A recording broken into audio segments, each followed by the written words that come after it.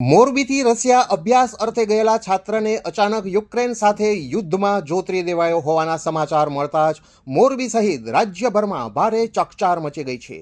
એન્જિનિયરિંગના અભ્યાસ માટે ગયેલા યુવક અગાઉ પાર્સલ ડિલિવરીના કામમાં જોડાયો હતો, ત્યારે ડ્રગ્સના એક કેસમાં ફસાતા તેને જેલની સજા થઈ હતી. જાણવા મળતી વિગતો મુજબ મોરબીનો એક યુવાન 1 વર્ષ પહેલા રશિયામાં કોમ્પ્યુટર એન્જિનિયરિંગના અભ્યાસ માટે ગયો હતો. અભ્યાસની સાથે જ પોતાનો ખર્ચ કાઢવા માટે તે ત્યાં કુરિયર સર્વિસમાં જોડાયો હતો.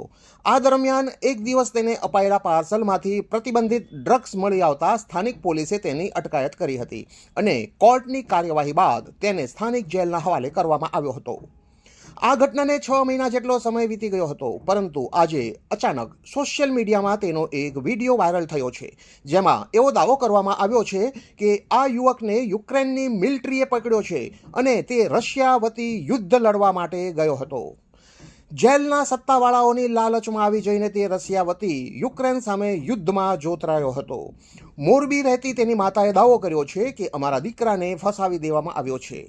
મોરબીનો સાહિલ માજોટી નામનો આ યુવાન રશિયન સેના વતી યુદ્ધ લડવા માટે ગયો હતો. એ દરમિયાન યુક્રેન સેનાના હાથે ઝડપાઈ ગયો હતો.